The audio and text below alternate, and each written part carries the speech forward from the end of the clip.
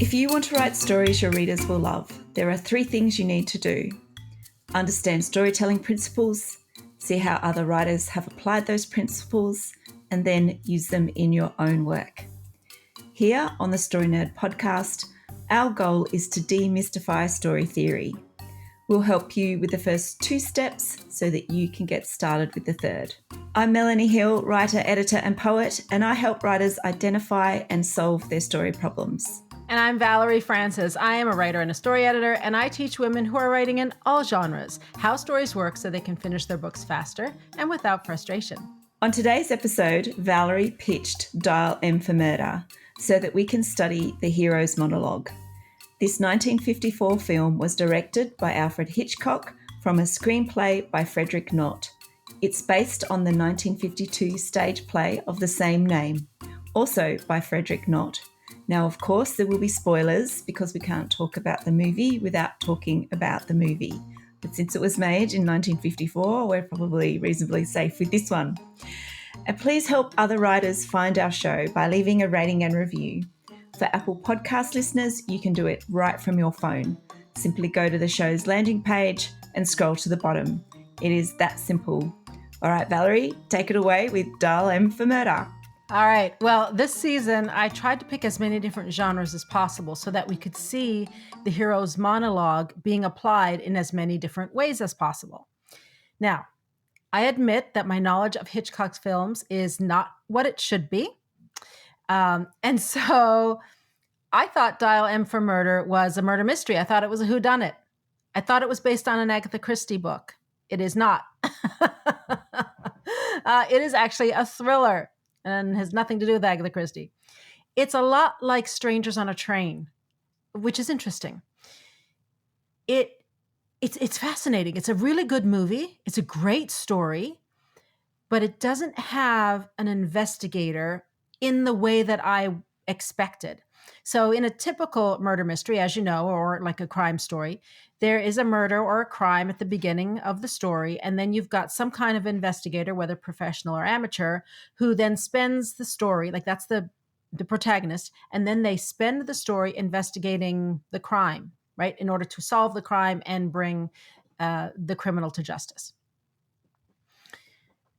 The question that I had, and the reason I picked this thinking it was a whodunit, and the question I still have is this: when the protagonist's motivation is baked into the genre, does the story still need to have a hero's monologue? So, for example, Poirot doesn't need to explain why he's looking for the murderer, right? He is the investigator, therefore he investigates. He doesn't need to give us a big speech about justice or injustice or justify his pursuit of justice in any way. This is his job. He is doing it because he's being paid to do it. That's his whole function. Even if the investigator is an amateur, like, for example, Miss Marple, like, do we need her to explain why she pokes her nose into a mystery?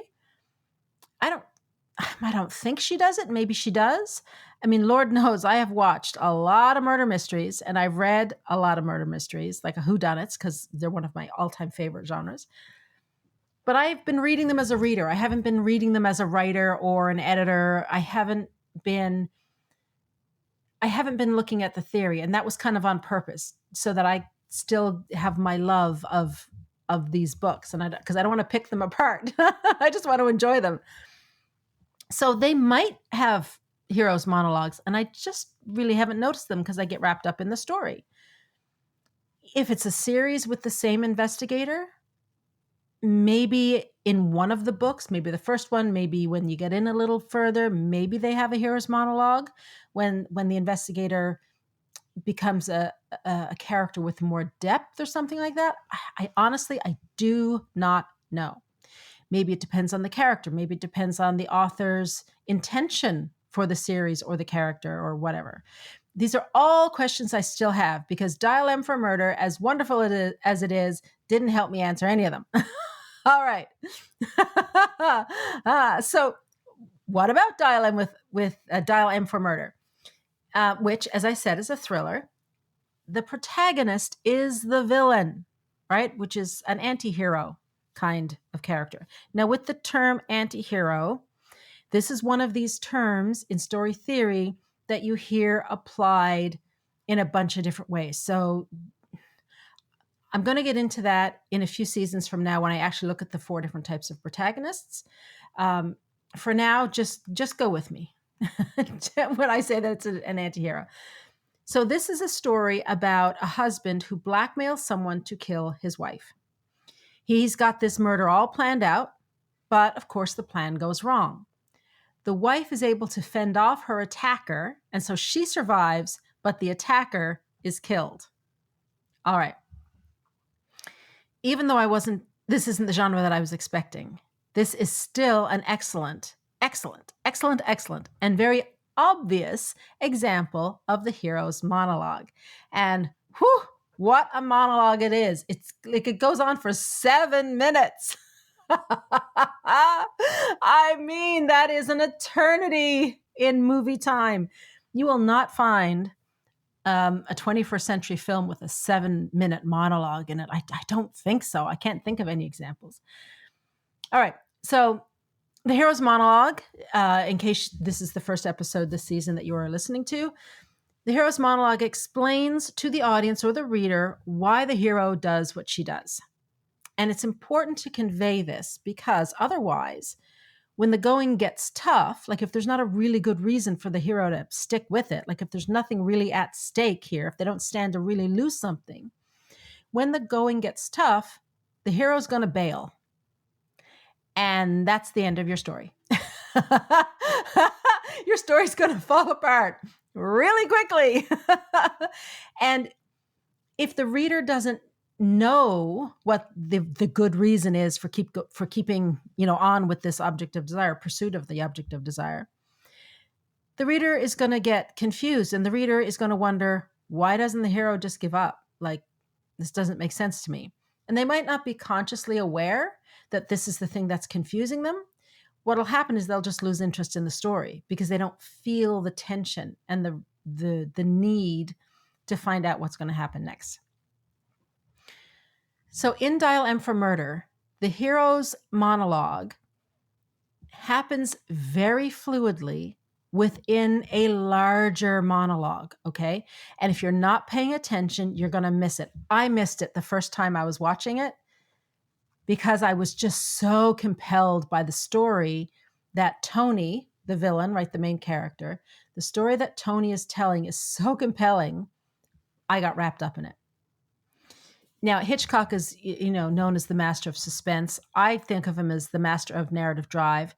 Holy cow, does he ever know how to grab your attention and hold it? Absolutely hold it every instance. And watching this movie is like watching a play, okay? There's only one setting. There's not a lot of There's not a lot of camera angles. There's no special effects. There's nothing fancy. Like there's no CGI. It's for the most part, I think at most there's 3 characters, maybe 4, in dialogue at any given time. It's all talk, right? This is a stage play that has been transferred to film. But seriously, watch it. And let me know if at any point you lost interest. I bet not. I bet you're totally into it like I was. And it's from 1950, what did we say? 4, I think it is. Okay. So as I was saying, the hero's monologue happens within this larger monologue, which is Tony, the villain, telling a story. Okay. If you are not paying attention, you're going to miss it just like I did. But the audience, you as the audience member, you're not confused in any way as to why Tony is doing what he is doing. Like you completely understand. So the hero's monologue in this case is so seamlessly woven into the story.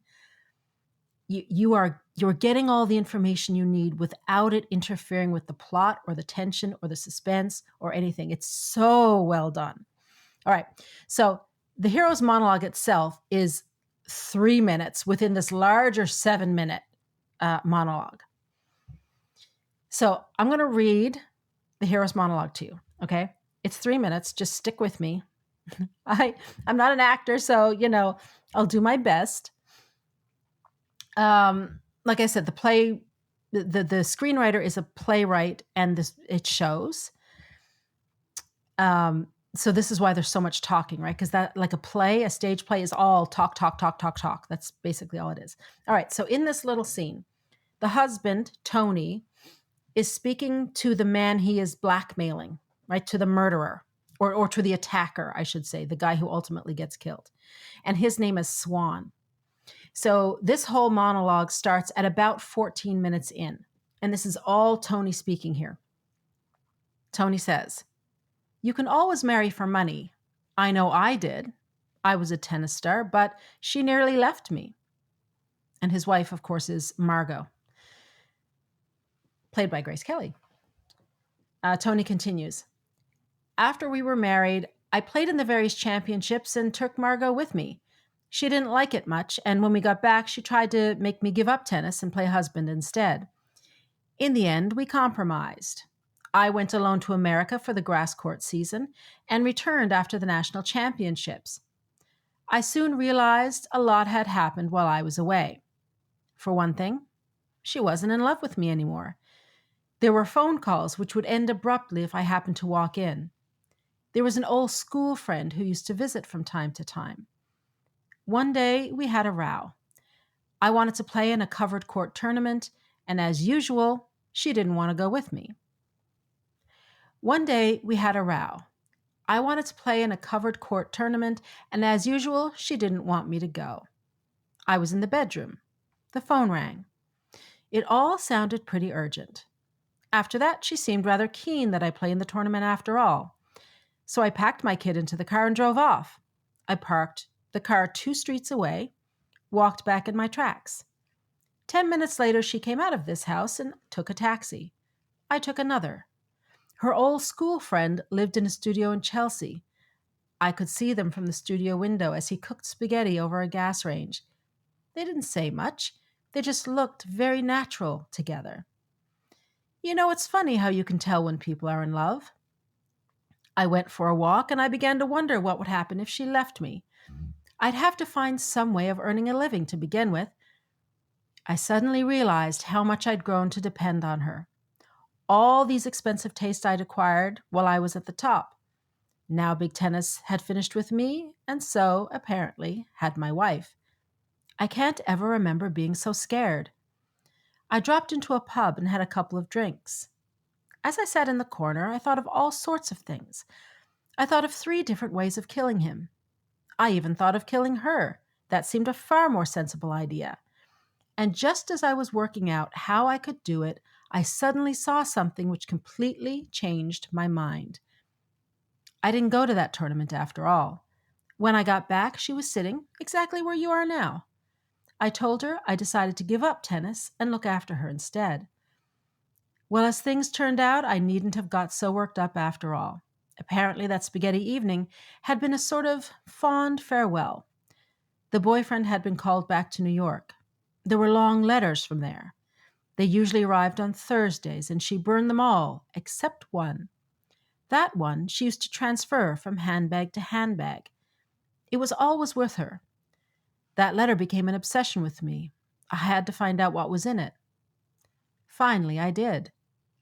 That letter made very interesting reading. And then he goes on from there. So that's only 3 minutes of a 7-minute long monologue, right? Which is an eternity. But it sure does explain why Tony does what he does. He's afraid that Margot will leave him. He's not afraid of losing her per se. He's afraid of losing her money.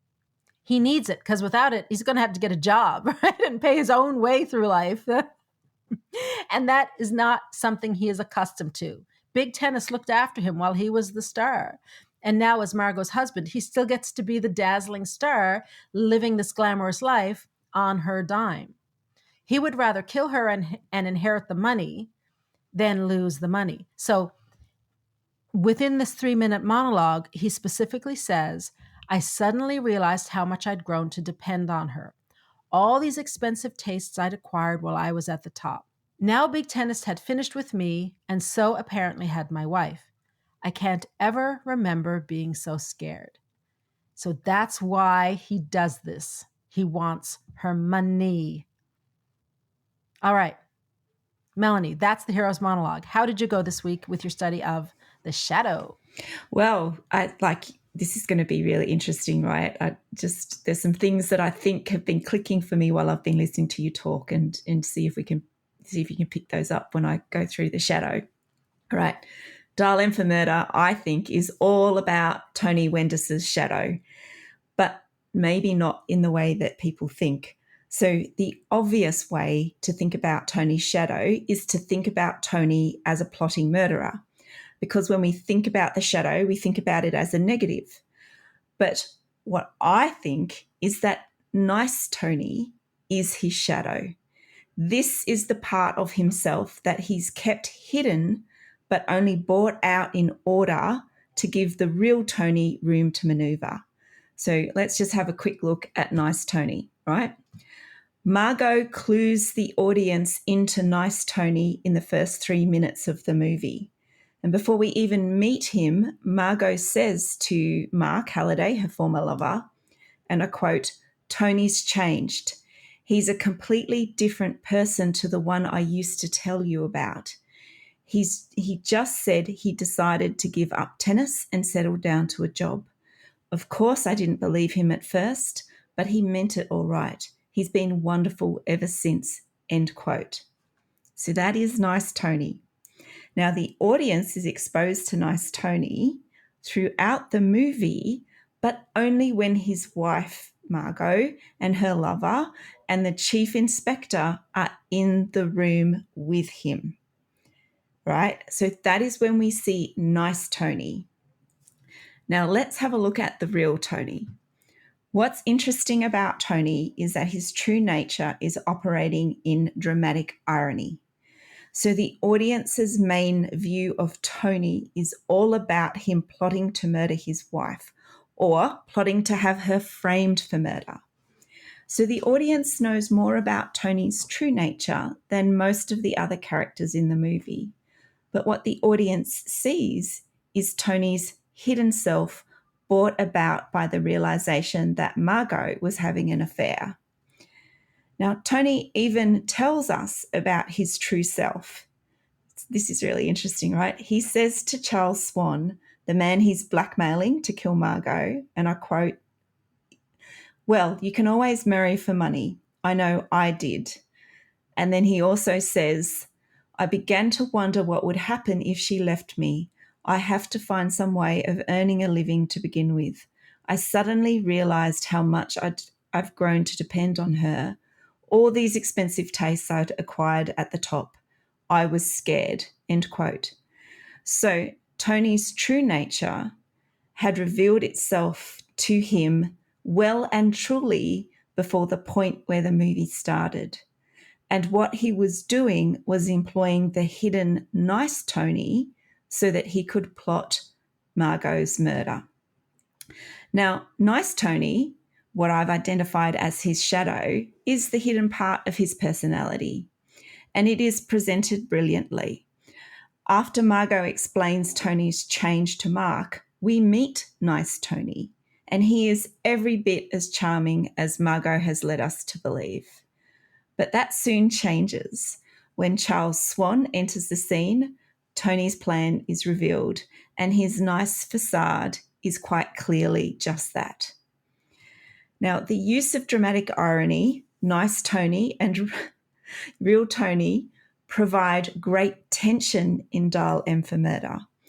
The two Tonys create intrigue because he is so interesting, and his plotting is constantly referring the viewer back to the central dramatic question, which is, will Tony get caught?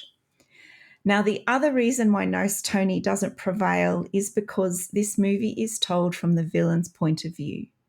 Most movies are told from the heroine's point of view, and telling the story from the villain's point of view is also why dramatic irony is used so heavily in this movie.